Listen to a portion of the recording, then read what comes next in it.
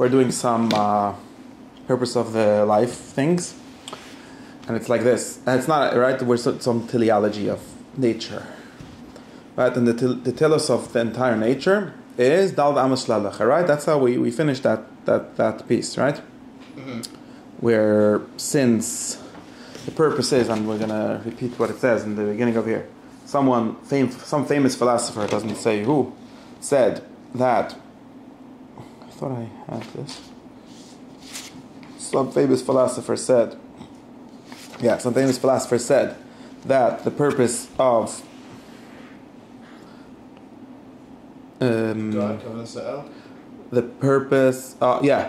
God's purpose in us, that we be good and smart, right?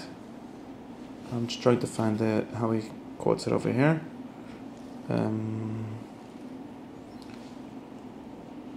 This is a very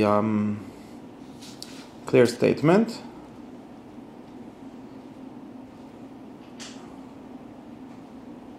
Not sure, I don't see it now. Anyways, we should be good and wise, and he goes on to explain a little bit why you also have to be good, because there are some basic steps of ethics which can be organized around the purpose of living intellectual life, which is being wise or knowledgeable. Okay, that's all. So that's the point, and this is just for the Maramakim, although I can't explicate it clearly right now. This is basically the conclusion of, where's my ethics book? Of the of the last book, of the later book. It's on their style shelf. No, to the right. Yeah. No, next before, right? 2 books, the orange one. Yeah. This is the conclusion of the end of the ethics, and there's the very famous tension, book 10, I think. There's a very famous tension where there's this presentation of 2 different kinds of lives, two kinds of lives which are candidates for the really good life. There's all kinds of lives which are not ultimately the good life, or not the thing that we really want, which is like things like life of honor, which can't be what we really want because of dependency on others. Yeah, and things like that, or money, or pleasure, which can't be what we want because it's too animalistic, and things like that. And then we end up saying what he says, like the beginning is, so the answer is that the good is the life of virtue.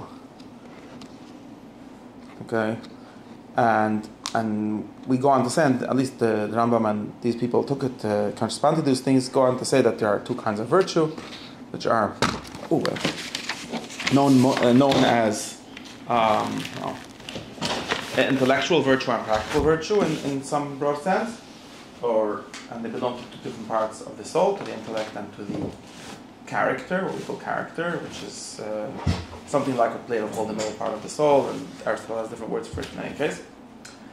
And the interesting thing is that we end up with some kind of dilemma, which between these 2 goals. In other words, most of Aristotle's ethics is basically about an active life, right? We call this the active life, and where the excellent or the good life is the one in which a person exercises all of his practical powers, all of his character traits in the correct way, in the good way. This is where we have the golden rule and all kinds of thoughts like that, which help us define what the good way is. And a lot of talk about friendship and how to have a good city, good politics, and so on. So that is like one version of the good life, or the active one. Then there's another whole discussion, and like in the beginning of the book, Aristotle says, there's the third thing, which is the intellectual life. I'm going to discuss it later, and just puts it off. And then when we get to this later, he seems to make a much stronger argument for the idea that the actual only good life for a human is the intellectual life, which means life of contemplation, whose goal is knowing truth and not doing anything. Or it's an activity, but the activity of knowing truth. And the main argument for this being the only good life is the independence of it, right? The way in which in the end of the day, it's still true. And Rambam quotes this argument in the end of the Medrash, and I don't remember if he quoted it here in a clear way. I mean, he sort of did, but not in the same clear way.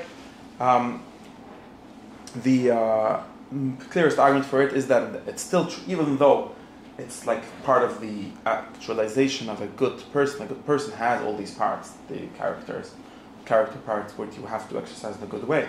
But there's still a relation to other things in those, right? Like Aristotle even agrees that you need to have money in order to be a good person in some sense. Because if you don't have money, you can't do anything really in the world, in the human world.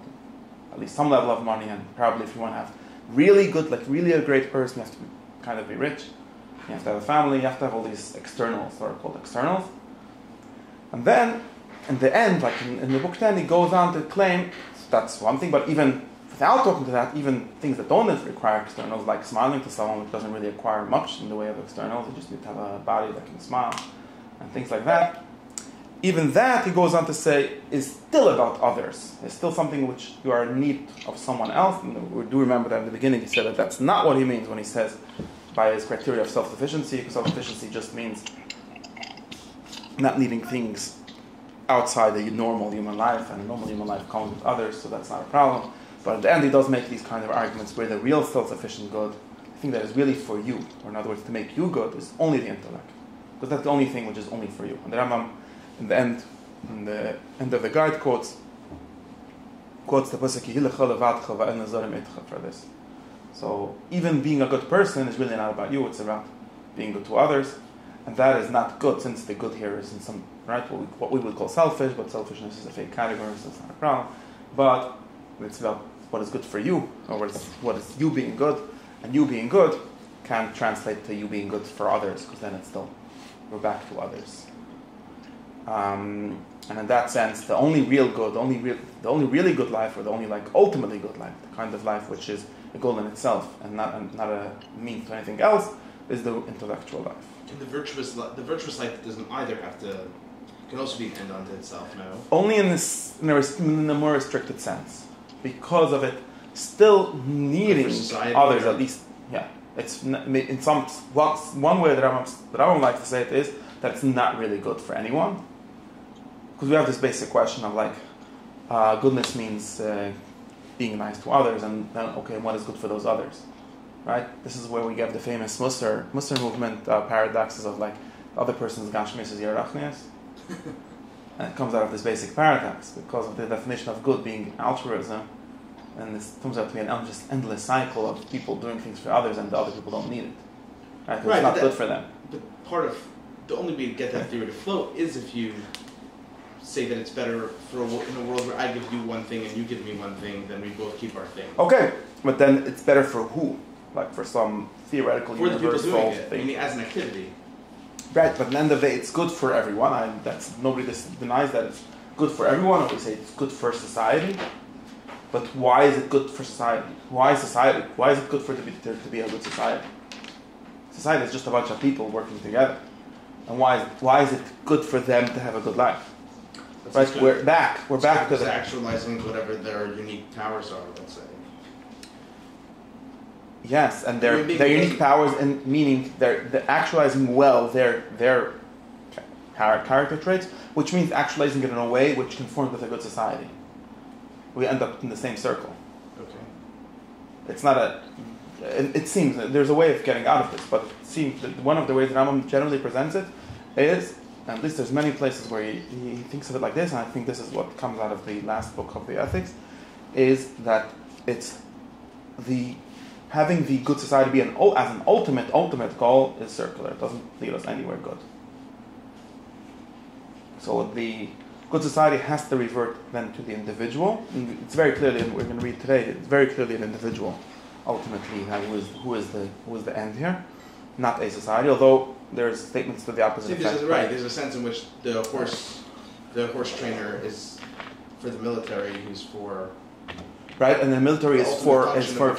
The military, very good, and the military is for victory, and victory is for the good society winning, hopefully, and or at least being able to survive, or some society being able to survive, and being able to survive is for good societies to thrive. Okay, and that is for, what does flourishing mean? Flourishing Right, means for something. individual members to flourish. Why can't good be promoting basic human needs like eating, sleeping? Yeah, but basic human needs like eating and sleeping are themselves not the goal. But that's where we start from that. That the eating and sleeping is something that animals do also, and therefore is not very human. It's a need. It's a need, but not a good goal. It's a necessary thing. A society not that a good form. encourages those basic needs. Yeah, that's true. We need society for those things too. Right. Unlike or animals. Unlike some animals who don't need that so much. Right, Or meaning some we animals. consider animal flourishing to be what? An animal going through the exercise Living of an animal hours life. and Yeah. right, living an animal life. Like Yeah. ants could be like an example of a good society because they all For help ants. each other. Yeah. But like other animals steal from each other. That's not. They don't help each other. They're bad examples for humans. I don't know if they're good for themselves or not. Yeah, but again, when we have a human society, you don't just want them to survive or even to flourish. So let's even politically flourish, right? Or flourish. Well, politically flourish means what? Meaning, We have the best society. Nobody steals. Everyone is happy. And then guess what? They don't have babies. No, that's the problem. There's some issue with this circularity. It's actually a psychological issue, right? Aristotle would say. This part of Aristotle would say it's a philosophical issue, moral issue, but at least a psychological issue where nowadays we say that people who have it too good get stuck somehow. It doesn't seem to be natural for humans to be living in affluence. They actually stop existing at some point. But that's a different problem. That's a real problem. Even the New York Times started to write about it. Well, there's more like anxiety, depression, mental health issues. About There's more mental depression, health and issues. depression is just a psychological issue. That's one issue. But you end up with a biological issue, which is extinction. Yeah. Because of being depressed, or because of there not being a good reason to reproduce, or something like that. that seems to be something else also, which is when even in societies that aren't living in affluence, once you constrict the birth rate, it's hard to expand it again, no matter what. Okay, is that it? This is not a class on birth rate. This is just that was just a throwaway comment about it not actually being so Obvious. so smart or so successful to define the good as a good society, at least in the sense of a good society for this society, because then you end up with something, like in the basic sense you end up with something circular. I'm being good, in the sense, me being good means being good for you, and you being good means being good for me, and then who is this good for, and then anyways.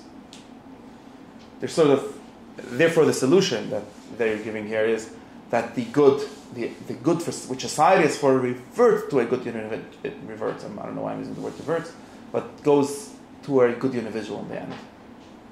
Of course, we need to have a flourishing society, and that is because only flourishing societies enable at least some humans, or maybe hopefully all of them, would be great, but at least enable some of them to do a kind of good which is not a social good, which is an inherent good, which is good for the human in it as he is himself. And that kind of good can only be an intellectual good. It can be a practical good, because all practical goods are relations.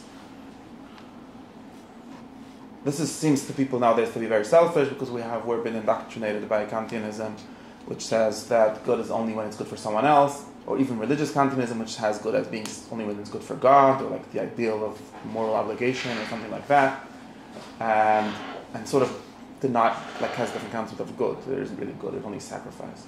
There isn't really any idea of the good. I think, I don't know, and therefore people say no, like we have to be ethical in the sense of the goal of life being to be a good person. It's true that it's a goal not to be a good person. I'm not against being a good person. And it's important. We can't continue without that. We're going to be stuck if we don't do that. That's why we're really up to that. And what Pirkei is only about that for the most part. Because otherwise, Lowy Chassidam, we need to have that. And the other way around. The other way around doesn't work, because people that are not good people never become smart. Right, right. I'm saying it's not like I'm not as chassid. Yeah, right. Right. In any case, but the point is that still the real ultimate good is something that is good for you and as you are yourself. And that can only be intellect, because that's the only thing which a person as a person does. That's the most uniquely human trait. And now, this is also how, according to this theory, this is also how humans are divine, right? or what is divine in us, or what is the most blessed or most divine thing that we can achieve. And this is like another thing, and this is actually one other way we get a little complicated, because we also have two theories of that, right? There's two theories of being similar to the divine, right? So this is like a statement which Plato said, and it's in the Mishnah or in the Gemara or somewhere, which is that the goal of everything, actually, the goal of nature, and especially specifically the goal of humans as they are humans, but also the goal of everything is to be as similar to be like God insofar as possible. That's what everyone wants. Like Rabbi Akiva. Why not like Rabbi Akiva? I thought that's the whole concept of Chavod Mashniv B'Tzelem And not. Man should be his own good and not Tzelem of him, no? Well, no, one second. No. This is another way of saying the goal. Rambam also quotes this way in different places. And it's a very agreed upon statement in the whole tradition, in the Jewish tradition and in the Greek tradition. It's agreed upon that what everyone wants at the end of the day is to be like God. Of course, you can't entirely be like God, so you have to be insofar as possible. That's why we add this insofar as possible, because, of course, like Chazal said, it's not possible to be like God. Can a person, right? What's the plus? If you avoid tidbak, is it possible to be connected with God? God is a burning fire, or whatever that's supposed to mean. But this is not really possible. Humans are obviously not divine. But we were trying to be as divine as God. For example, right? Aristotle says this is why people have babies. So this is about animals also, right? Animals have babies. People's animals, right? Biological beings have babies, and that's because the divine is eternal. And we're also trying to be eternal. Well, we can't be eternal in person. We could be eternal in kind. We could have a chain of children going on forever, or at least as long as the world exists. But for Aristotle, it's literally forever. Okay, now the interesting thing is that now there's the same question between Chachma and Master, right? There's the same question, which is what is actually being as akin to the divine as possible. In Chazal, for example, in the famous memory that we always quote, it talks about character traits, right? About practical virtue. God does good, so do good. What does it mean that God does good? Is another question, but in some sense, it means that He creates nature, and nature is good. So therefore, you should also try to be natural and good. And now that seems to be talking about that seems to be talking about activity, right? And the Rambam would say even more clearly that we only know God's activity anyway, so any talk about God has to be about His activity, and therefore to be like God is to do things like God. And then we end up saying that if this is a goal, now I have to think about this more clearly. But it turns out that if this is a goal, then to have good midas, or to do good things, like to help old ladies cross the street, is a good thing for itself, because it's like God. God helps ladies cross the street. You know how He helps them? By sending you. Anyways, but that's like the order of nature, which is ordained by the divine ends for it. And therefore you should do that. But I think that this is what people often say, that this means that virtuous action is an end in itself, because being like God. And we can even say socially, like Aristotle has a say that if good is good, or good is being like God, then it would be doubly good to have two people eating good. Or if we get from a whole city or a whole nation, that would be even more divine, just because it's more people, or it's a greater, more complete good, because it's bigger and it's more putting together more things and so on. Yeah. So then people would say, well, so the being like the God divine is just having this society. The problem is that we have the same issue. It doesn't actually solve, because God, the Deus Ex Machina, never works. We can't just drop God into a conversation and think that it solves a problem. It never solves any problems. I mean, it solves only one problem, but not all the other ones. Okay, I'm not patient with this tradition. Point is, you can't drop God in the middle of the story, right? For example, if we have the story of nature, and I taught this morning in the Medrash in Perek Samach Tes, which says something like this. If we have, for example, we have this order of nature, right? Knowledge basically means knowing the order of things, or cause and effect, or what kind of order that there are. And we have this order of nature, which we claim that's intelligible, if it makes sense, right? And that's what leads us to God in the first place. Like things have a cause, and those causes have causes, and so on. Or we could have the order that we're discussing here, right? Now, it's not a different order, right? Cause has a bunch of meanings. The most interesting one is the final cause. So that really gives us the meaning of what is known nowadays as the meaning of things, and we have this funny idea that meaning is distinct from knowing causes, but meaning is just one cause, or the most important cause in some sense. known in Aristotle language as the final cause, or in Hebrew as tachlis. Right? And it's cool, like people talk about the tachlis of life, and then in English it gets translated as the meaning of life. The tachlis is literally the end of life, and that's like a scientific category, or an old-fashioned scientific category, not a modern scientific category, which only cares about that, Material cause? well, efficient causes. Material and efficient causes, but nothing else. So, but then that's another way of saying that nature doesn't have a meaning. Because efficient causes don't give meaning. But formal causes and final causes, which are the same thing more or less, at least for our purposes, enough of the same thing, give us the meaning. What we call basically meaning. And therefore, so now, if just like, and that's what the Rambam started with this, that wisdom is basically knowing purposes in nature. That's why Shlomo Melech was the wisest person, because he knew the purpose of the trees and of the grass and so on. And therefore, purposes also have this chain. And God, that Rambam literally says this in the chapter we're reading this morning, which is that God is the final cause of everything. Aristotle actually says that God is only the final cause, and sometimes, but anyways, but God is just the meaning and not the efficient cause, possibly. But at least Rambam says he's both that and that.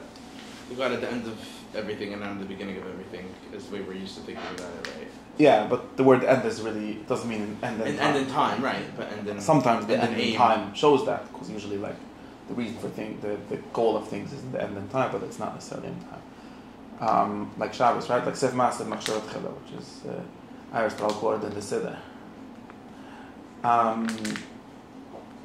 Anyways, I don't know who exactly said that, but that's thought. What am I getting back to?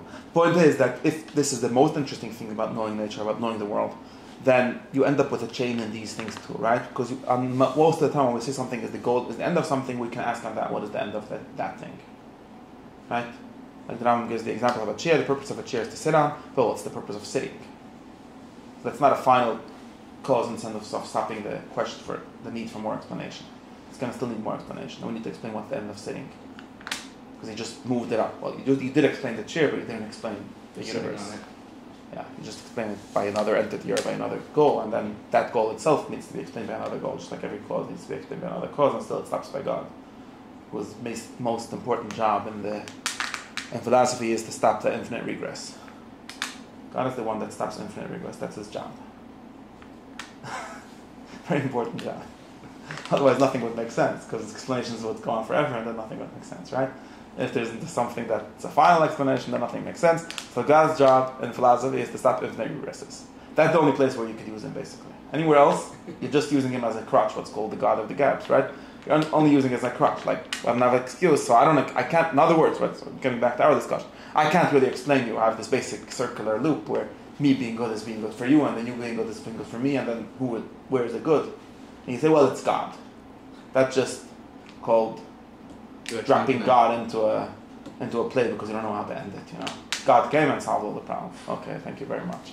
It's even true, but it's not very useful. It doesn't actually solve the problem. Or another way of saying it, well, we could say like, and what's God's purpose? Well, you say, we don't ask questions on God. Well, all we do ever is ask questions on God. At some point, God has to be the final explanations, which is the meaning of not asking questions on God, because explanation demands this kind of finality. But that's not because God is a way of getting out of the need for explanations. Right? So, therefore, saying that being good is being like God, even if it's true, doesn't actually solve the question on what it's good for. So, even if we have that, we still gonna even the Rambam tells you it's true. Making a good society is being divine. So you could like sort of formulate that goal, that it's important to have this final goal in mind, for whatever reason, but it's not going to actually, like Aristotle complains about Plato's form of the good. It won't actually teach you how to make good shoes by knowing that ultimately it's about the form of the good. You need to know something in between that and that to be a good shoemaker. In the same way, to be a good person, you need to know something between. Aristotle complains that even if Plato is right, and this is part of his argument in the Ethics against the idea of the form of the good, even if Plato is right that what explains everything being good is some form of the good in itself, which is the Republic, that's not useful for his science. Because a science means something that helps us explain or helps us do, in the case of practical sciences, helps us do something. Now, if you come to a shoemaker, you say there's a good of a shoemaker. A good shoemaker is one that makes good shoes, right? And now Plato, we're philosophers, so we're trying to explain what does that mean? What does this good consist of? This goodness of the shoes. And Mr. Plato comes and tells us, listen, because there's a form of the good, which is all things that are, what does it mean for something to be good? It means to participate in the form of the good.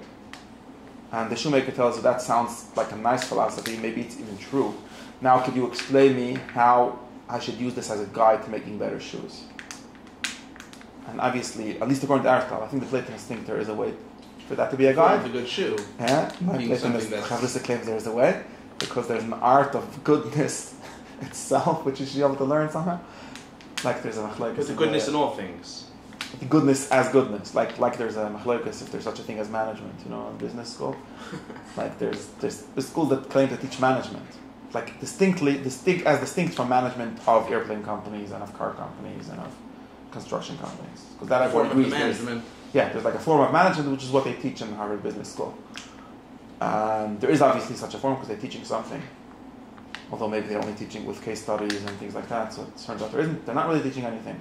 But anyways, this is the machlokes Plato and Aristotle. Plato thinks there's such a thing, Aristotle thinks there isn't really, or at least if there is, there's not useful enough. My point with this whole drusha is, the goodness of good shoes and the goodness of good seltzer bottles is not the same thing. Well, they are the same according to Plato. That's the problem. Right, That's what Aristotle according complains to about. Aristotle, it's only Even and Aristotle would agree. Maybe says that I might agree to you in some level, but in the level that I'm interested in right now, just how to make good shoes, it's not interesting. It doesn't. In other words, doesn't even explain the goodness of shoes. Maybe after a bunch of steps in the chain, we'll get to that. For the people wearing the shoes. Meaning, who are the shoes good for? Not. Yeah, or something like that. Yeah, or the goodness. Conforming to the shape of the foot, or to the idea of the shoe itself, not of the idea, the separate idea of the good. The idea of the shoe itself, insofar as it's other. The idea of a shoe is something that helps me walk, or something like that. Instead of saying the form of the good over there, up in heaven, like the sun, or something. And the point of this being that, in the same way, God, which is another way for the form of the good, another word for the form of the good, according to the Platonists, anyways. But God doesn't help us explain the meaning of things or the goal of things, saying that's what God, it's for God or it's for being like God. You have to explain how that is. In other words, there might be a sense in which, and we're going to get to that sense, there is a sense in which being like God, well, we need to explain what like anyways means, but there is the sense in which being like God is the ultimate goal.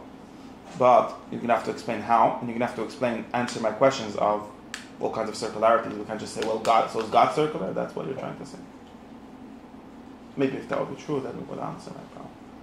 Some people sometimes say things like this. Maybe God is the one that does things that, for no reason, only altruistically. And then it might be true that being altruistic, this is Rav Ashleg's basic argument, is being like God. But we don't assume that God is altruistic in that sense.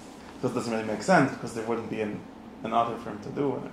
Okay, according to this, if you have an eternity of the universe theory, then that works, right? I don't think so. The opposite. Okay, not for now. Why is eternal benevolence towards that world that eternally existed? Yeah, but then, you mean but it didn't exist before him. So the reason for him making the world can't be because he wants to be good towards it. Okay. Doesn't solve that problem.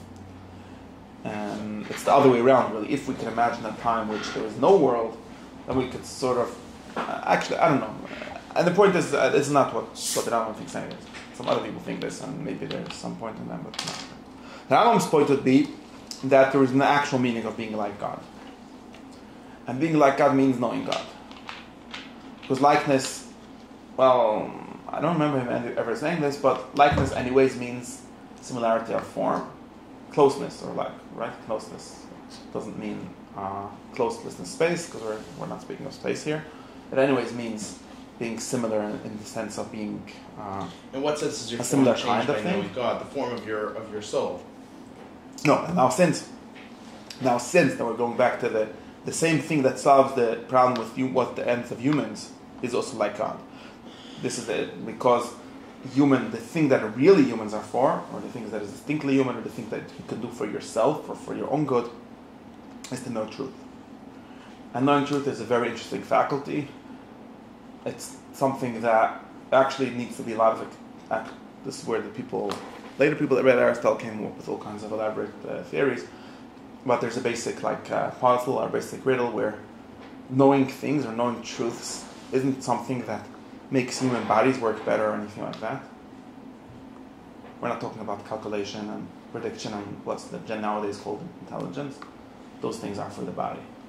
We're talking intelligence, which is just for knowing the truth, or known as intellect, and that must be some kind of relation between this thing that we call the mind and the truths. Or reality, maybe all of reality, or maybe the intellectual aspects of reality. What's between the knower and the known? Yeah. It's not about and this is like a weird thing. What's the contribution to the knower? Just the establishment of this relation. Mm-hmm. Yeah, this is why it's weird, because it's almost not me.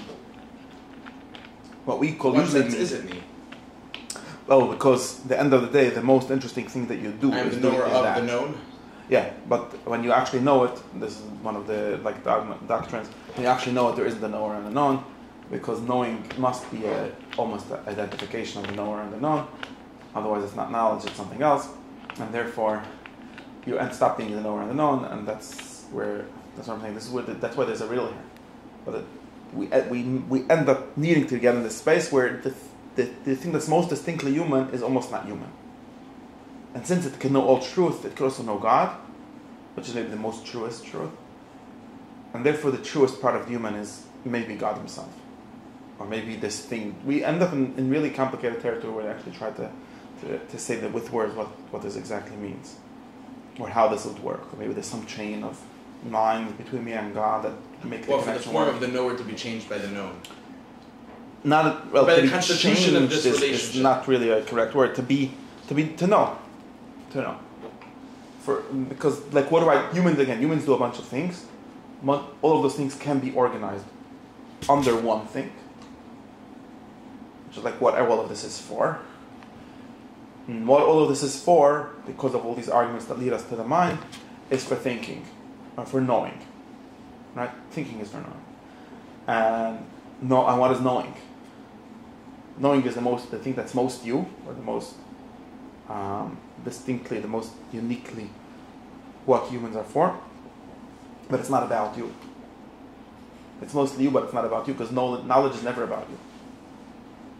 But it is about you in the sense of this being the best thing for you, which is only for you yourself. This is where we get into these weird languages of talking about the knower and the known being the same thing, or what's called tzelem Elohim. What the Rambam explains to be tzelem Elohim. To be the human being somewhat divine, or in some sense divine, or maybe really divine. We really end up with a problem with, if you could say, like, if we call this like a part of the human soul, the eternal part of the human soul, maybe the eternal part of the human soul is God. I mean, the Tanya says that, and this is how we got to it. Philosophically, he didn't get to it this way, but this is how you get to it. In the sense that it can know God. But knowing means being. Knowing as identification with what is known. That's what all knowing is. Right, so saying is to know at least God. He knows the form of God. No, that's the problem. Does he know God himself, or only the form of God, or is there some separate form in between them which is going to know? This is where we get into. Exactly. We get into these things because it's hard to. Tachlapod is trying to answer the question of what actualizes knowledge, right? From Shabbat. Okay. Anyways, how did I get to this all discussion? Okay, so this is therefore now the Rambam here always gets to this concept, right? That the point of everything is for a person to know God, including the point of the virtues. And this is why, according to as we saw last week, all the virtues here get defined mostly as what allows you to think, or what allows you to live the most intellectual life possibly. So like the worst thing is to eat too much. Or maybe the worst thing is to have too much sex, because for some reason that even lets you think even less. Most Leafrix people get very busy with it. So anything that takes you away from thinking is bad. That's not bad in itself. That's what we mean when we say bad activities. Yeah, bad in the same sense as anything that doesn't let a car drive as fast as it should is bad. Right? It's, not evil in ontologically evil. Bad for you. Yeah.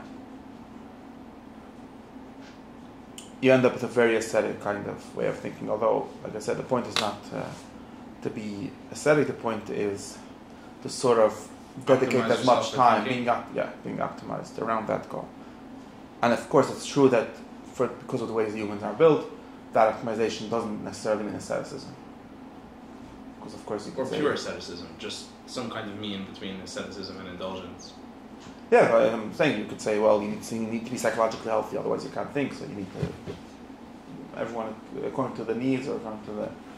It doesn't mean, right? Maybe having a bad...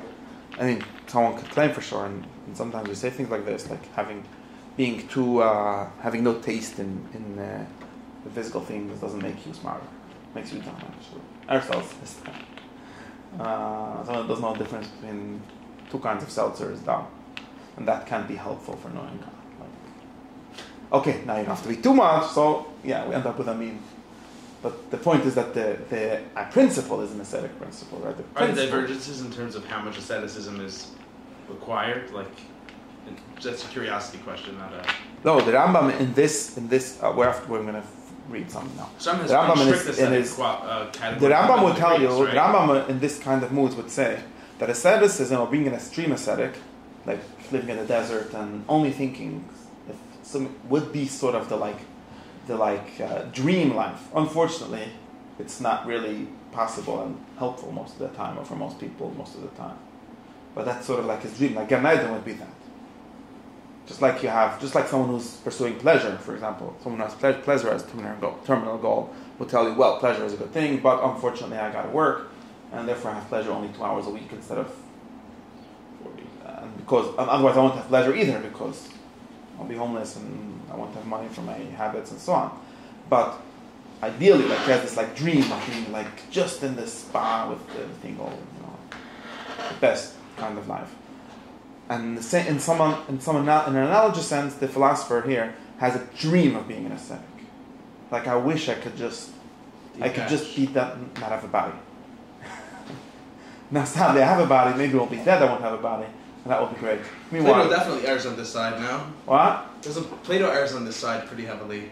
The Platonists speak against the body. Yeah, speak against liking the body too much, and there's the famous beginning of the life of Plotinus, written by Porphyry, which starts by saying, Porphyry, the philosopher of Plotinus, seemed to be ashamed of being born in a body. And that's why he hated when people made pictures of him. Because he said, this is just my body. Now you understand why some people hate photography. Anyways, yeah, and this gets very much attacked in modern readers. Wow, what's wrong with having a body? There's nothing wrong, it's just like his dream was not to have a body. And the Rambam talks about misnashika this way, right? And then everyone dies and gets, like Plato would say, right? You are released of this prison. As long as you're in the prison, it's not nice to get out for yourself, but then the gods release you from the prison of the body. But yeah, in the Rambam would definitely have that as a dream, but it's not a practical dream most of the time for most people. In other words, it's not good because you would destroy both your body and your mind by doing that most of the time. At least, if you're not ready or if in extreme ways and so on. But that would be the best. Yeah. Anyways, okay. So that's all. So it turns out you have to be good in order to be smart, in order to be not. I don't like the word smart. Smart makes you sound like you need to be good and wise. Mathematical. Good and intellectual. All these words were ruined by all kinds of weirdos that think that they're smart and intellectuals. Anyways, you got to be good and knower. Knower of truths. And that's the end. And that's what Chazal meant. And this was all looping back to his theory, to his thought, that when it says in the Gemara, that's what it means. Okay, now how does it connect again to I forgot. This is what it means. Precisely this. Da'al means being a good, smart person. I forgot to find. I was trying to find how it's called in Arabic. Anyways, He tried to find it. No, oh no, he tried to find the source, but he's not a big bookie in philosophy, so it's not right that he didn't find the source. We have to look up and ask people that are more knowledgeable in ancient philosophy, or in whatever intermediaries that I'm aware of, to find the source of this saying. Here, you can find the source. Okay, now we're up to Azahin. Okay, we're left with a question. Okay, now let's get back. We're left with a question. I'm just gonna paraphrase. We're left with a question. Okay, very important question. We're left with a question which is like this: that someone will argue this. You've told us that the divine wisdom, or what Aristotle calls nature, didn't create anything for naught, right? Nature doesn't do anything without a purpose. Or the divine wisdom, right? And you've also told us that all the things under the moon, right? All the sublunar things under the lunar sphere, the greatest thing of them, or the purpose of them, right, is the person, is the man, right? Not things above that, right? That's important. According to the Rambam, humans are the center of this world, but not of the world. The highest thing in this earth that we live on, but not the highest thing per se. Because obviously the moon is the greater thing being than a person. And the sun and all the higher things. Okay. And actually we're gonna start with that. And you've told us, and so all the things under the moon are for man, and we discussed, we don't really know how everything is for man, but it's like a general program. And man is for knowing intelligibles. Very good. Now we've got a basic question. The question is based on this natural theory, right? The nature or the divine wisdom created things for this. Now this seems to be contradicted by the most humans existing. Because most humans existing are not intellectuals. They don't really know anything. And you just told me that God doesn't make anything levatala. Well, why then did he make most people? Basic question. Zera levatala. He created them for no reason. And he says, we find most people, most of the time, have no wisdom at all. And they're just searching for pleasure. The smart, the wise man is literally a rare thing. He's maybe one in many generations. There isn't even one in a generation, according to him. One in many generations sometimes. And this makes sense if you remember the extreme criteria he has for being smart. Right? It doesn't mean knowing some more math than your friend. It literally means knowing everything. Up to God, and you don't get up to God in the correct way before knowing basically everything on that way. Even if everything only means those 2 fat books that Aristotle wrote, but it means understanding them, it's still one in many generations that cares about it that enough, or understands that. This is actually very important just for the recognition of reality that the Rambam is living in. Because it seems to be very hard for us to admit that only one person in a few generations knows anything. But if you think about it, it's sort of true. And we have this, nowadays there's like a mass everything, so there's also mass science and somewhat mass philosophy. Like there's 5,000 philosophy PhDs every year in universities. And I just made up a number though. But no one knows everything, so everything. Nobody knows anything. Everyone's so specialized and they know they're also very specialized. Well, maybe and we're saying people. I discuss this with people all the time. They say, "Well, it's impossible now to know everything. Everything is so specialized." And I said, "Well, it was also impossible then. There was only one Aristotle in all of history." Right. And Aristotle was obviously very genius because he came up with most of these things, or at least organized them extremely. I think that people never. We have because of our education, which is democratic. We discussed this in a class of you some time ago, that even the from education is democratic. It's very hard for us to imagine how high greatness goes. In other words, we are assuming, and this is like almost like here we're discussing like the natural philos of things, like what humans are for, what God's plan is. But this question, we would assume, like someone would tell us, it's impossible for God's plan to be one person in many generations. That's nuts. Now, this is not really a question about God. Of course, there's a religious sort of argument against that also. But it's a scientific question. It's like a question of your conception of how perfect can be. And we sort of tend to assume, most people tend to assume, that, well, you can be at a low level, most people are not like really radical, moral communists. I don't know what that would be. Agree that there's some hierarchy of goodness or accomplishment, excellence. They're still printing the Guinness World Record with all kinds of weird human excellence categories. But people would assume that it stops very close to them, or relatively very close to them. Especially now we're just, you could talk about physical things, but especially if you talk about human goods, like knowing or like virtue, like even being a good person. Like someone would say something like this. So let's say forget about the whole question of intellect. Let's say someone says, what God wants is that we be good people.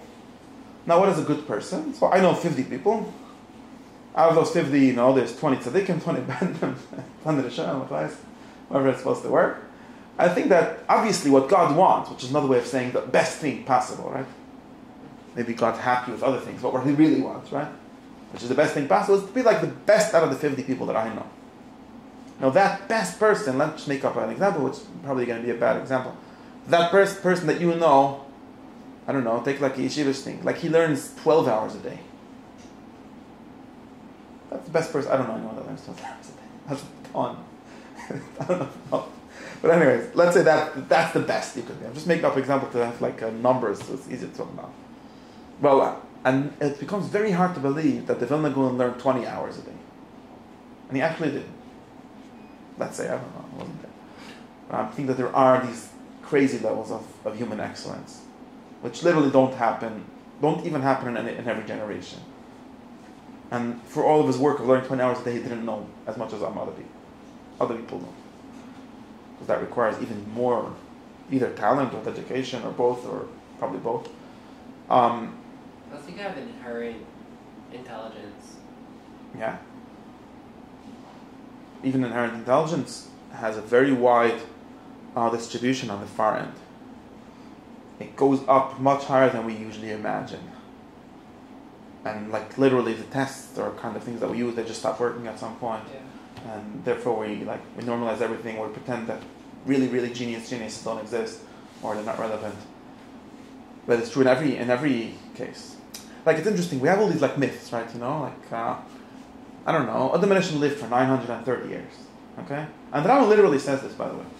And why does he say all the things that I want to say? Wait, no, the Rambam says, he says what I'm going to say. Now we think something like this. Why am I getting this? Because this is another good example for the point I'm trying to get at. We say something, we assume something like this, okay? That never happened.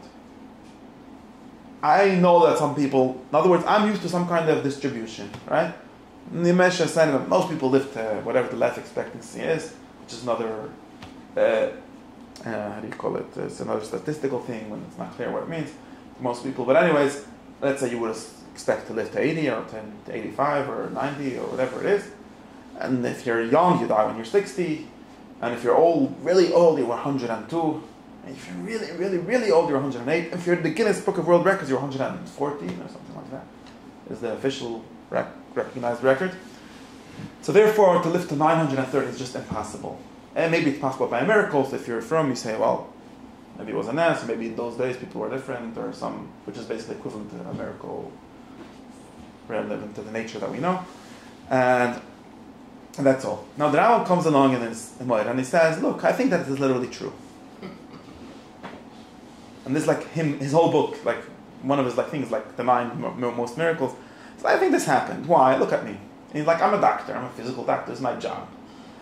And obviously people, by their virtue of their living a healthier or less healthy life, for the most part, right, you commit an accident, but for the most part, live longer and shorter times. If you eat the correct amount of food and you do the correct amount of exercise, you're going to live longer. So why is it so hard to believe that one person, he says, I don't believe that everyone in Adam Rishon's time lived to 900. That would be unreasonable because of the way he understands nature as having these distributions. And he thinks that it's necessary to be that. But that one person in 1,000 years, right? Realize this is one person in 1,000 years. It's not.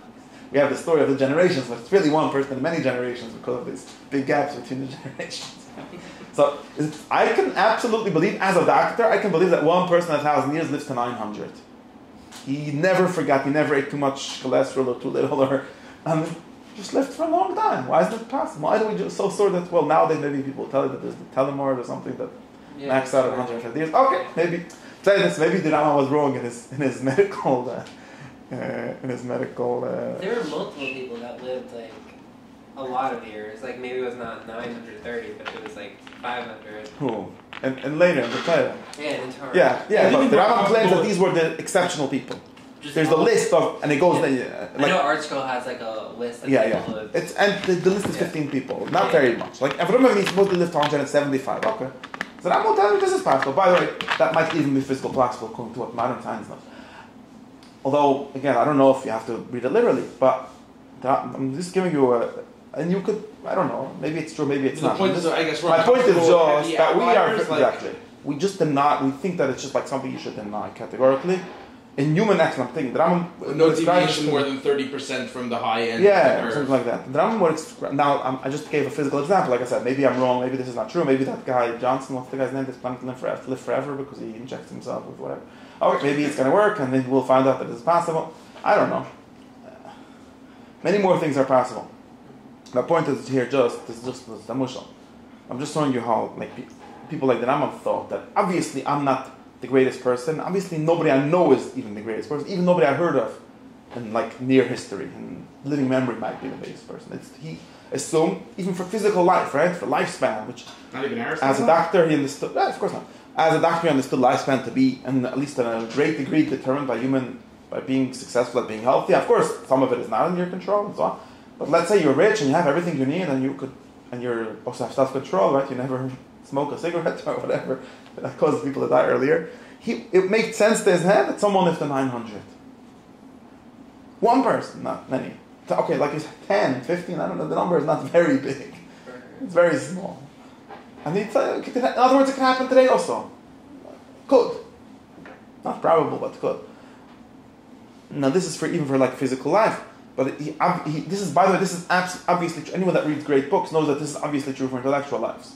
It's not even a question, actually. Someone that says the opposite is the one that's making a claim contrary to like lived experience, as they call it these days. Because the experience of anyone that reads great books is, in any subject. You could learn halacha, you can learn philosophy, you can learn science, you can learn literature. Anything you read, you will notice. And there's always these discussions, this is objective and so on, I don't know. But you don't have this you won't notice, because I think that the idea of subjectively, exactly. I think the idea of subjectivity is another one of cop-outs that people use. It's not really the greatest book, it's just that we think that it's the greatest book. I don't know, maybe it is. I think that it's obvious to anyone that studies a lot that, like, for example, like, Leo Strauss liked to say that there were only 12, I don't know, he had random numbers that he would throw around and probably was making them up just like I make up my number. He liked to say there were only 3 philosophers in all of history. And he would never tell anyone who they were. Or maybe sometimes he would say there were 12. Like, what do you mean? But there were hundreds and there were all these students and there's an entire university that teach philosophy. Yeah, but they're all whatever. They're not. There are only 3. Or if someone would come and say there were only 5 real Talmud Chachamim ever, they're not crazy if they would say that. And I could give objective criteria if you want, but I'm going to end up praising the Rambam again, which is people hate and I did that too much. But in some sense, someone like the Rambam, like in Chassidish language, and someone like the Rambam only comes down once in 600 years at minimum, like at most. And if you challenge me, I'll challenge you to show me someone else that wrote a book on the whole Torah with that kind of clarity that he did. We could always find an excuse as well, blah, blah, blah. So it's actually very reasonable to believe that the greatness, that is the greatest greatness, happens once in a few generations. Or like once in... It's a little disheartening. Oh, because you want to be the greatest one? I don't know. At least you have to know it. I shouldn't. You should try. Also, you should realize that it's a level of work that is beyond you, probably. Maybe you shouldn't try. I don't know, it's been about 600 years now. I mean... Yeah. Yeah, I don't know. Yeah, and we often complain about our leaders being not very successful. Entire America, they couldn't find only these two crazy people to put on the ticket. I think they couldn't. Oh, there was George Washington or whoever. Yeah, there's a George Washington once in 150 years, okay? Why do you think there's one all the time? Maybe there just isn't. I'm talking about like moral character or men of action. I'm not speaking about like intellect. How many Napoleons were there in history? 4? Oh, Napoleon wasn't really such a great man or whatever. Okay. How the guy would say, they don't tell such stories about me and you. So yeah, the democratic or communist tendency is to deny great man theory and all these kind of things, and some of it is just denial of reality. In any case, let's get back to why am I getting into these politics again? Point is, so now we have a great question that God created most people for no reason, because most people will never be. And like I said, you could have now it's very important. You could have a religious objection to this, and I know many people do. Many people say, I don't know who the people were. Like, many people would say, I actually know some people who say this explicitly, but this is like a very old religious objection against this kind of elitist philosophy. Many people would say, they think of it as like morally wrong. Like, it would be morally wrong for God to create so many people. The Rambam was just going to bite the bullet and say, yes, everyone else is for that person. It doesn't make the theory nicer in any way. And many people have like a religious objection and will say, well, this is something that shows what bad people the philosophers are. Because they're happy for everyone to be tools for them. But how does it make sense if it's one in many generations? Like, what about the other generations? He asked this question. I don't know. Maybe I should say this after I read a little more, but I hate reading, so I stop. Or it's the many generations to create that one person. Yeah. Yeah. Because of the way he does. Actually, I don't know if this is a theory that he quotes here, but there's a theory that says that nature, by the way nature works, it must work. It says later. He talks about it later. Nature can't actually create the perfect paradigm of anything without doing a lot of superfluous work. That's just because of matter or because of some reason. Meaning the most symmetrical rose only comes about once every 600 years. Yeah, and it's like, it would be almost like impossible for it to be otherwise, something like that. But what I'm trying to say is that people who have like this moral objection to this, well, so something wrong with this. And by the way, it's not really true. Like that's what I'm saying. It's not really true that the philosopher is one saying that everyone is for him, because it's not clear that Rama would say that he is the one. Although maybe he was, or relative to most other people, he obviously was. I don't know for all people, but it doesn't say here that he's the one. He might not have believed that, or maybe like most other people, sometimes he believed it and sometimes not. But that's not all you have to say. Philosophers are people that are supposed to be objective and not supposed to be about themselves. But I think that I'm just referring back to the reality to sort of answer that. Like, well, okay, you would have wanted God to have each human being to be a unique purpose, like, the entire world was worth to be created just for you. Like the Facebook bumper sticker that says that when you were born, God decided the world can't exist without you, or something like that. Which would sound like a nice sentiment for some reason, but it's factually false. In the sense of, you are not the greatest example of a human being that could be. Not maybe you, but not me. Okay. Or at least, it's easy to imagine one that's better or more successful. And it's not even hard to show, at least in some ways, where the really ideal human being only happens once in a blue moon. So therefore, what do we do? What does the other people do? They say something like this, obviously that's not the perfection, okay, but maybe not, I don't know.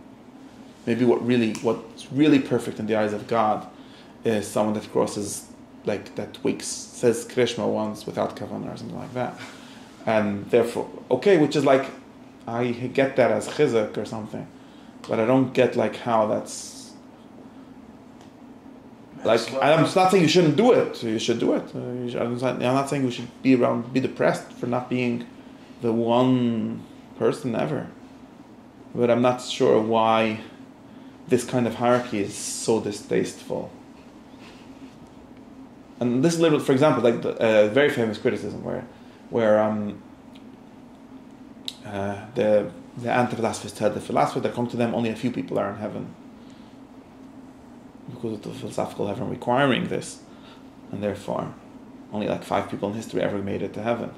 So the whole Torah, which is like about you getting to heaven, assuming that is only for 5 people, and that's like evil. I don't know, maybe we shouldn't be so self-centered. Maybe it's fine. I don't know. The Rambam says this. He makes this like kind of more argument against it in Moira and Chalagimah, where he talks about the concept of the purpose of creation again in a more philosophical register, and he says that some people are very upset when you say that the stars are above them in the sense of purpose because they're greater. And he says, well, maybe you should have a better estimation of your own worth. Like maybe you should be more humble. Why does everyone have to have this megalomania? We're the center of the universe. Why? Maybe you're not. Well, it would be so bad. Yeah, you're not going to get to heaven. Maybe people wouldn't do anything if they believe that. Well, I don't know. Okay. That seems to be the case. Yeah. Okay, so we'll get to a little heaven. We have this answer. Like there's a level. Okay, but I could say something else. There's at least it's true that there is some sense in which only 5 people ever made it to heaven, or maybe nobody yet made it, and we're waiting for Mashiach to come or something. Because obviously there's a bunch of things that we don't even know. We don't even know how to be human yet. Why would it be so weird to say that? I should stop saying the drusha. It's going to make everyone depressed. No, I don't see what's depressing about it. I'm just a screw in a great machine. Okay, what's wrong with that? Whoever told you you're more than a screw? Where do you get this fantasy from? Thumbnail. I don't know. Like, you know how many ants there are on Earth? And I don't think they ever have these crises. Like, am I the most important ant? No, you're not. We're obviously sure that objectively that's wrong, right? I think even the people that believe that God loves every detail, well, maybe they don't. Maybe there's someone that really believes that every ant is a purpose unto itself. Or even Kant only said that about humans, right? Not sure. He didn't believe in ants too much. Or he barely believed in black humans or whatever, so yeah, of course not.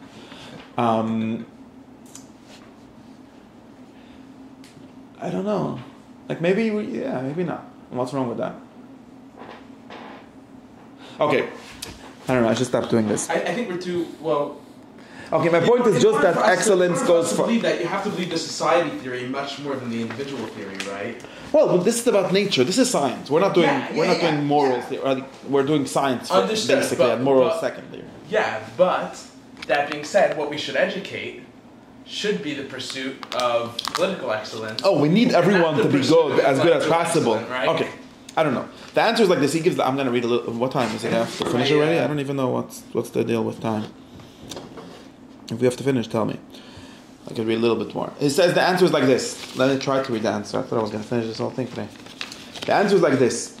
This is the reason why all those people exist, okay? It's amazing. Like, I'm going to tell you the answer. No problem. This is why they all exist. There's 2 reasons, okay? One is they exist to serve this one person. You're asking a good question about all the generations. I don't know. One is they all exist to serve that one person. Obviously, because, and this is like this. Here, if everyone would be philosophers, there would be no world. The humankind would go extinct very quickly. It says that. Why? Because look, man is a very deficient animal. He has so many needs. He has to do all the lamatas malachas, right? He has a list of malachas of Yecharisha, Katsira, Disha, Tchina, Bishel, creating tools, and so on. And also about clothing, and also the dwelling, and tools for that. It would take longer than a mitzvah for one person to learn all of this. And then when are you going to learn? So basically, very simple. God created most people in order that the one philosopher shouldn't have to do all of that work, or at least shouldn't have to spend all of his time on it, and therefore the world will exist. I mean, this is all necessary for the world to exist. So that person should come. The real futurism is that all these things are. This is a version of transhumanism almost. Right. Yeah, like there's all these funny, weird people these days that are cool on the internet. Some of them have this thought, like, who said that we're the best thing? Maybe the AI that we're going to create is going to be better than us, and that's a good thing. Like, why are you also convinced that you're the best thing? They're all trying to be the transhumans. Why? There's others that want to be the AI. No, there's a machlokes. There's a machlokes on the ben Chachamim. Like some people think, no, we're servants of the AI, the future one that doesn't yet exist, and that's good. Like, who told you that you're so important? Anyway, Neuralink in your brain. No. Here he says like a different sort of thought, where he says like it's a need. This is getting back like a natural argument. You need this, right? And he quotes someone who said that if not for the crazy people, the world would stop existing. And he says, obviously, this is crazy. Some weak man travels from the second climate to the sixth. Those are ancient ways of geography somehow. It means like from one end to the world of the other. Traveling in the winter and in the desert, maybe to make one dinner, to make $1. And then, when they get some of those shiny pieces of gold that he gave away his life for, I'm not sure. All of his life, all his souls, I'm not sure what it means to say. He starts giving out those little shiny pieces of gold. This is how I'm really making fun of life. This is what happens. This weak man, made out of like sand and minerals and all kind of things that humans are made out of. And he's traveling across the known universe, the known Earth.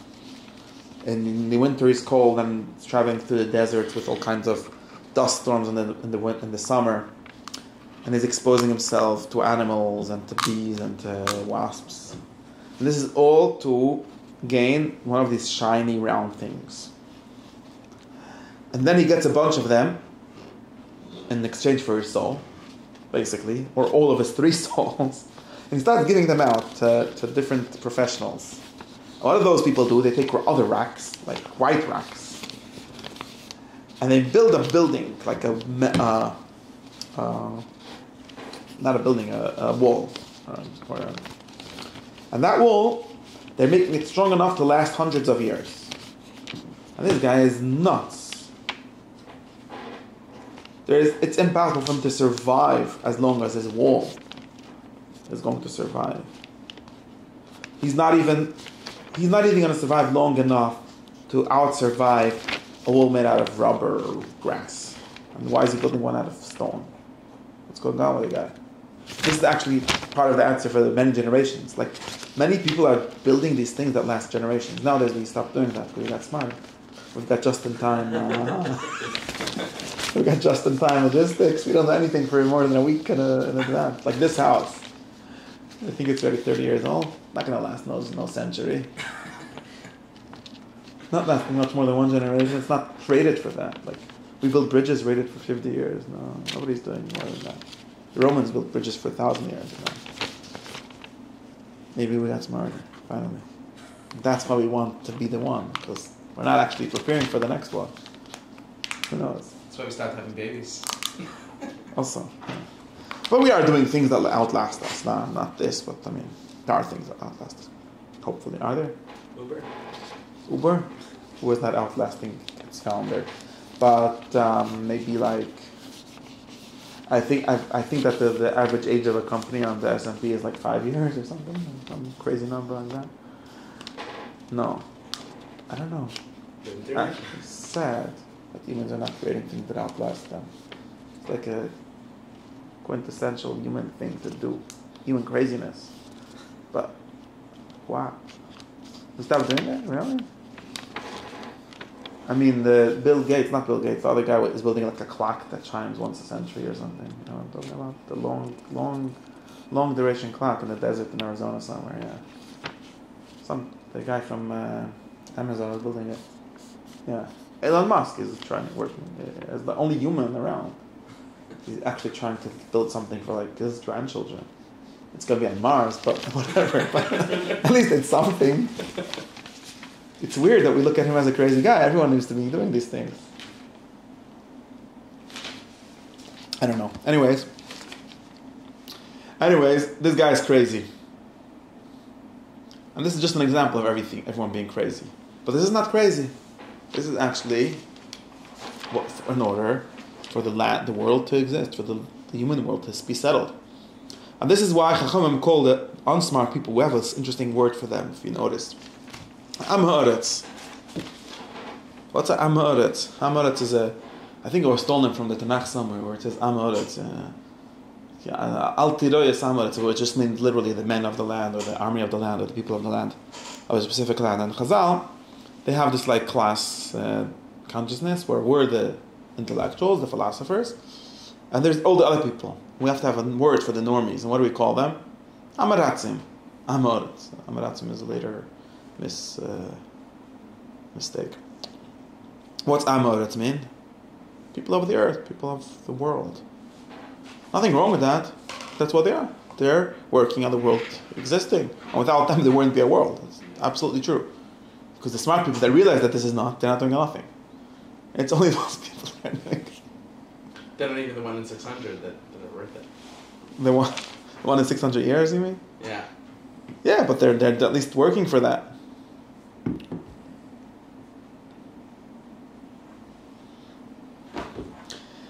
I don't know. And he has another example here to finish this out. Someone will ask him, well, you know, this is like a famous argument against wisdom, you know? There's a famous argument that says all the wise people are working for the rich people and the rich people aren't working for the wise people. Seems that the rich people are on top. All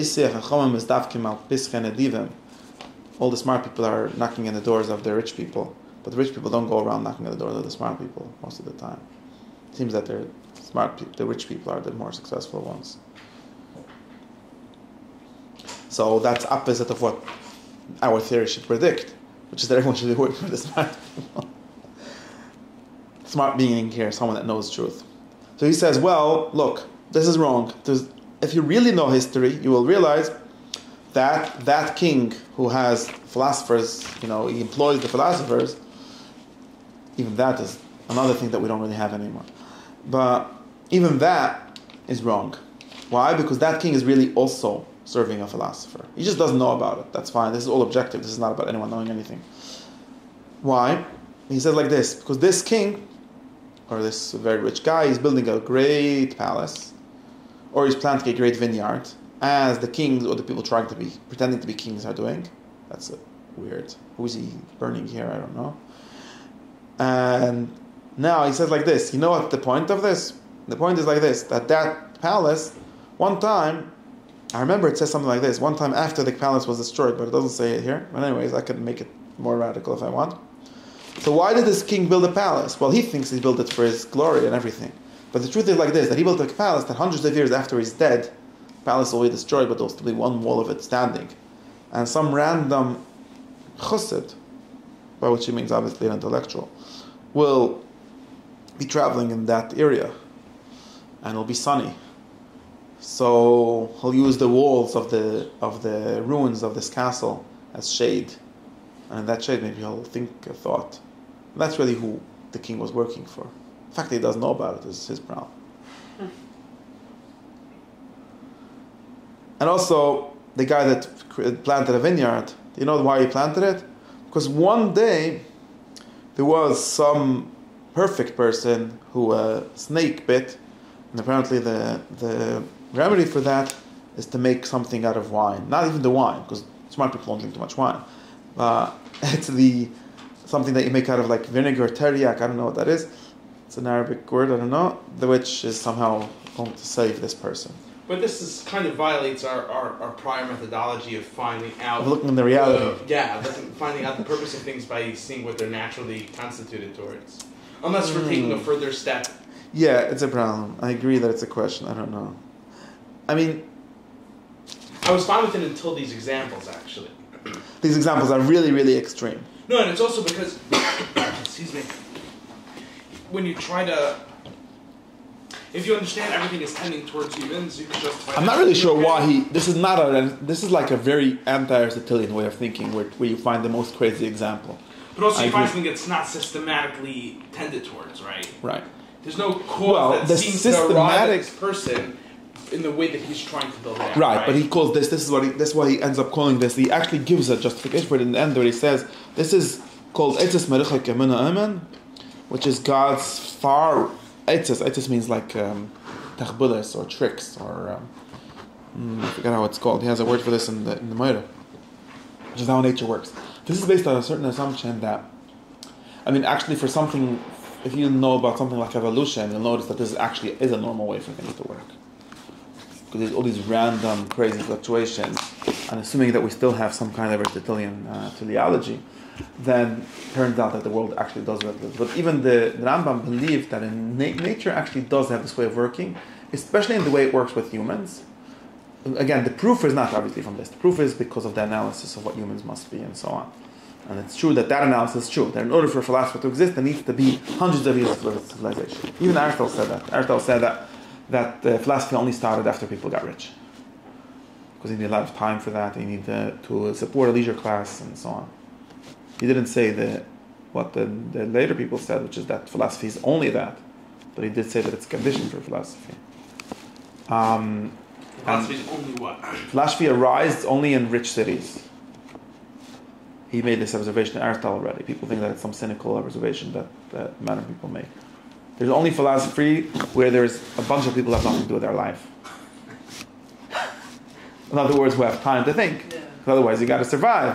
And it's actually true that it takes hundreds of years to build up a civilization that has a leisure class. We also have this funny way of thinking that we created everything, but we're also living off at least like 1,000 years at least of work. Even all of the stupid amenities that modern life has is literally all these scientists that we had that are work, or some of them. Actually, by the way, this is another thing. I keep on going back to my pro-elitism stance. People have these arguments. You're like, people that don't go to college are free riders, because we need doctors and we need people to invent antibiotics. And obviously antibiotics is invented by someone in the university, supposedly. Not really true. But anyways, and therefore if you're like an Amish person, I was reading the discussion, like you're only going to take the good parts of the modernity and you want to, the good parts for you. Obviously, even the Amish go to the hospital when they're sick. They even travel with the ambulance if they need to, because they're not crazy. We're as crazy, but they're never going to create any of these things, right? So you're just a parasite. And then I saw someone answering to this that this is a weird, over-optimistic view of humanity, because it turns out that you only need like 3 smart people a century for all the antibiotics that are invented. Now it's true that those people need a whole society to support them. You need to have, maybe there needs to be a few hundred of people wasting their time in university for those 3 people. But actually too much is probably too much. What? And billions of dollars. Yeah, which is another word of saying extracting resources from the whole society. It's actually possible there's too many already. That's also true. Might be the universities have too many people in them already. But at least for the period that we like to talk about, where things were working, or maybe they still are, I don't know. It still rounds down to a very, very small number of people. And that's not only because those people are want, it's also because of ability. You need to be really, really, really smart, and you also need to have a lot of money. And there's not enough money in society for everyone to be that, right? That's never going to work. Most people, and not only most people, something like, there was let me make up some numbers. No, because I like giving ideas of scale. We had the COVID vaccine, which was distributed to 3 billion people or something like that. Some kind of crazy number like that. And how many people do you think are needed to work on it? Well, the whole history of biology and everything needed to work on it. But in reality, for this day, the what did they do? This warp speed thing that they funded. How much money was that? Not a lot. How many people were working on it? Let's say 2,000 people. I'm just making up a crazy number, which is probably less. Let's say you need 2,000 people to make that thing. Well, 2,000 out of 1 billion is nothing. Turns out you don't actually need so many scientists. You need a few good ones, but not so many. And it turns out the ratio between the people that are actually productive for the rest of society, in this sense, and the people the rest of them that are supporting them is sort of mind-boggling. We also have a globalism that lets us have this. Okay, say this. So it's true. You need more than those 2,000 people, because you need all the truck drivers that drive the trucks to bring them, and the refrigerators. A huge amount of infrastructure. I agree, but when you talk about the basic thing of inventing something, there's very few people that invent actual things that are really useful. But that invention was also based off the 100-to-1 ratio. True. are 99 to 1, where 99 of those projects are failing and one will... Also true, but even all of those 99 projects is still something like, relative to as many people as are going to enjoy it.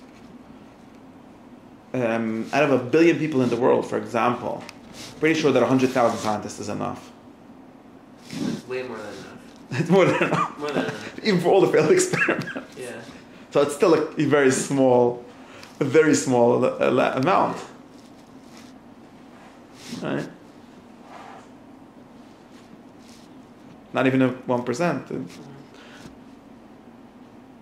The problem of inequality, I mean, it's not even the problem. This kind of inequality is just like how the world works. It doesn't even make sense to imagine one that works differently. Or at least, not the world we know. Maybe there would be a way, but I don't. And this is why, I'm just trying to make this theory plausible. That's why, now of course, this is a very easy thing to understand because it's talking about a practical science and everyone wants the vaccine. It's going to make everyone slightly more healthy or whatever. Statistically more healthy, right? But if you buy the argument that philosophy is the end of human life, but it still is some kind of natural end, right? This is what nature really wanted. It shouldn't be weird to think that it's a 1 in a billion ratio. It isn't actually something weird, although of course maybe it's just not true. Maybe you think his philosophy is totally messed up and it's something else. You should be very skeptical if someone claims to be the 1 in a billion. But in principle, it's not actually a crazy argument. I'm a fan of... I think that many people jump between like the principal arguments and the object level or the basic. Like, if anyone comes to me and says the whole world was created for me or for my teacher or something, I think he's nuts. Obviously, just come on. Like, there's 1 billion people. But the actual idea of 1 billion people being for one person isn't nuts. Maybe it's not useful, this actual idea. But this Rama was very sure of his theory that this actually ends up proving that. And therefore, it even makes sense, even if it's the way to get to it is random. It even makes sense, but you have to understand that we don't really understand the causality, the full picture of nature anyways. All we understand is like, sometimes we see the final end coming. And we understand that really all of this was for that. All of this mess and all of the wars and all of the back and forth and all of the mutations and all of that were really for that. This is why it makes sense his radical examples here, which boggle the imagination, are really something that is basic if you think of nature in the way that he thinks of it. Right. I don't have an issue with... I have an issue with the structure of the examples, not the... Yeah, no, but it's on purpose, the structure, because he doesn't want to show you a mechanism for how the king that built a palace really meant that or really for that. The mechanism that he's thinking of here is on the level of the entirety of nature, which is, like I say, it's analogous. The infrastructure of the world that this 1 in 600. Yeah, and maybe even the world doesn't even know that. In other words, it's not clear. Every block because the one he'll stop on will give him shade. Or whatever. Or maybe there needs to be palaces. There needs to be all kinds of civilizations rising and falling in order for the... Yeah, because nature actually, because the way he probably doesn't think that nature intends that person. Nature doesn't work at the level of that particulars. Nature only works on the level of generalities. He's explaining this reality. Nature doesn't really care about the... That's another question I was going to put this. If nature really cares about that one chassid. It's more like there's an objective thing where this is where it leads to, but not that it knows about him. This makes it slightly less weird if you think about it that way. And he calls this... Humans are the intention of nature and the philosopher is the accident of that species. Destined accident. There must be one perfect example of each class in nature. But the way it works is with a lot of randomness. Yeah, the randomness doesn't count because randomness isn't the cause. It's just like a byproduct. Kind of. Not evolutionary. Evolution can be such a kind of theory if you want to. Evolutionary in the sense that you need enough mutations and enough. Yeah, but this doesn't mean that. It's not in a progressive just because way, you think that nature isn't exact enough to care about individuals. Nature only cares about bigger processes than individuals, but that doesn't mean that there isn't perfect examples of its right. But it's not going to ever produce only perfect examples. There isn't every natural process that only produces perfect examples. There are better and worse ones, but there aren't any perfect ones. Because of nature working with matter, and matter can't be perfect. Whatever the reason is, but nature is never perfect. Is this true? And the more, but it's true. What is true? That nature is perfect. There are no things of which nature produces perfect examples of? Only perfect. No, the only thing that nature produces perfect examples only of is forms, like is in math. But math is not natural in the same sense. right? That's the only place where there's precision. Right. I mean, even human things are always imperfect. I mean, even the craziest thing that humans make, which is like computer chips, even those are only statistically perfect. Out of the 4 billion gates in your computer, like 10,000 of them don't work. You know, Right. they just figured out how to make that doesn't make a difference and so on. And that's because of imperfections of nature, because the glass is slightly off or whatever. And multi-threading. Okay. But that's a way out, I don't remember. Point is that it's just impossible. Even after applying human intellect, which is trying to make nature as perfect as possible in this like factory over there in Korea, which is in Taiwan, whatever. But yeah, I think that nature, and since he sees human nature as one of the worst natures, remember, humans are very complex. They have many ways of failing. Like I said at the beginning, that's why they need all of these lamtes melachas to just even to begin to exist, like to just survive. There's so many ways to kill humans. Well, to kill them physically, there's so many ways, and there's even more ways to kill them spiritually, intellectually, or to make them never become philosophers. So therefore, we should expect most humans to be failures. Yeah. Not other failures. See, no, that's wrong. Actually, most humans are not other failures. Most humans relatively are pretty much fine. Amarets. What? They're amarets, yeah. We should expect most of them to be amarets. Yeah. Relative, because the philosopher is like this one diamond. Nature makes diamonds, but how many perfect diamonds does it make? Very few, relatively. Right? And you could even, if you think of it as like a random process, then it's not a problem. But even if you think of it as a directed process, it's not a problem. People sometimes forget this. People think that Aristotle thought that nature is perfect, and then like whenever you find a deformity, that's like a question, like the crazy level of mutation, everything. But Aristotle absolutely didn't think that nature was perfect. Anyone that walks in the forest knows that nature is not perfect. I mean, most trees are not beautiful trees. Did you notice? I was walking in the forest. Yeah, fine. Ask if there's someone. Yeah, like. Most things in nature are not the perfect ones. Most esrogim, that's why we struggle so much, right? Are most esrogim the perfect one? No, obviously not. And this is after you get the 1% of them. So no. And like I said, since humans require even more to be perfect, we should only expect very few, but still the entire process, that's why I think this is when, like we say, God works in mysterious ways. You imagine that some kind of weird hashgacha, then it doesn't make sense, because like, why would he do it such a long way? But if you understand that some kind of necessity of nature, where nature's plan is to have this one perfect person, and to have him have shade and all of that, but it can't actually plan at the level of particulars, then it makes more sense. And he calls this God's working in mysterious ways, or God working in roundabout ways. He calls it etzes merechek, or I don't know how to, hidden, how would I call this? Etzes, no, I need a word in English that conveys this idea. Something like... methods? Yeah, but manipulation, not manipulation, it's like unintuitive or indirect. There's like there's schemes, but there's not simple schemes. There's convoluted schemes. I don't know.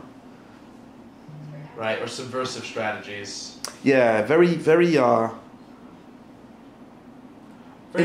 strategies. Right, exactly the opposite of there's very indirect strategies. How we find nature's general goals. No, the general goals of nature work sometimes with very indirect strategies. The general goals meaning for animals to flourish, that it doesn't do indirectly, right? Mm-hmm. Just the specific, perfect examples it does indirectly. By creating species that are explored in various ways until you find one that's perfectly... I'm not sure. Okay, anyways, that's the first reason, and it says, Chacham already said this, Ben Zoma was the smartest person in his generation. See, all the Chachmei Yisrael, that's what he said. And we think that this is crazy, like Rav Nachman went around saying he's the only tzaddik to ever have been born. He might have been wrong by his identification, maybe he wasn't so great as he thought, but the basic thought that there is one person like that actually is very reasonable. And Bazayma said, thank God who created all of these to serve me. And Rambam says, yeah, he was right. Anyway, the second reason is closer to what I would keep on talking about. The first reason that Rambam gives is that everyone is created to serve the first one, and that really doesn't answer why couldn't have been direct, but the second reason sort of answers that, where he says that the divine wisdom necessitates the best things to be less. And you can't really ask the question why, because why is there only 9 spheres, or why are there only 7 planets? Of course, there are really more planets, so that's not a good question. But whatever. There's only 4 elements, because these are just basic necessities of nature. So there's a necessity. And then he says, and therefore, everyone else is just to be friends with the other people. And then the Rambam says, this is a very important one. He goes back and says, you think maybe that is a small goal, a small point. Just everyone else is just to keep you company. But he says, think about it. It says in the Chumash, in other words, when he brought the Jews into Israel, he said he will not kill all, not do a genocide immediately, only in a long-term genocide over a few generations. Why? Because the land will be fallow and empty. And the Rambam interprets this as meaning, it's very interesting, because he made up this pshat, I don't know where he got it from, because it literally means like there were not enough Jews to settle everything, so you're just going to kill everyone and leave the cities empty, it's going to get destroyed. But the Rambam understands this as, it's actually important why it goes back, I gave a class last week about this, but the Rambam understands this as you're going to need those evil idol worshippers, because you want to have a society, right? And you can't do it all by yourself. There's only it's funny because it's supposedly so many Jews, but anyways, you can't do it all by yourself. And as long as you can't control all the nature over here by yourself or whatever it is, then you're going to need all these bad people. Yeah, pray for them. You need them. Don't kill them. You need them. Maybe when you have your own independent society, then you could kill them. This is the Rambam against killing Bekarsim, because we need them, because they make antibiotics for us. I mean, how are we going to survive? So don't do it. I don't know. It's very interesting, and this is like here's to prove that this continuity of nature, this continuity of human society, is actually important even for the greatest people, because nobody can survive without. Like Yitzchok likes this. The Gemara says once that I remember in like one of the Shakal times, like, why did Noach bring all the animals into that time? I'm like, maybe just for company. I don't know. He can't live all by himself. Need some pets. Like, a guy is gonna go crazy with his wife. Oh, I get some pets. Anyways, from here we see that people need friends, and even that Pikarsim could be friends in the sense of basic things, in the sense of creating streets and basic things. They're just as good as anyone else, and therefore it's a normal thing that everyone else. And that's also in Chazal. Chazal said, this is like everyone. When there's one person that's a Yeresh Shamayim, which the Rambam again interprets as a philosopher, the whole world is to keep him company. You need a whole world to keep you company. Like 8 billion people. Yeah. Okay, the Rambam interprets meaning keeping company not only in the like chit chat sense, in the sense of making the world run. Anyways, that's all. Therefore, we're back to the Chazal, which were right, and shine, and now we could learn Gemara, which has all these medrash, and you should trust them. Okay. Anyways, that's enough. Shine.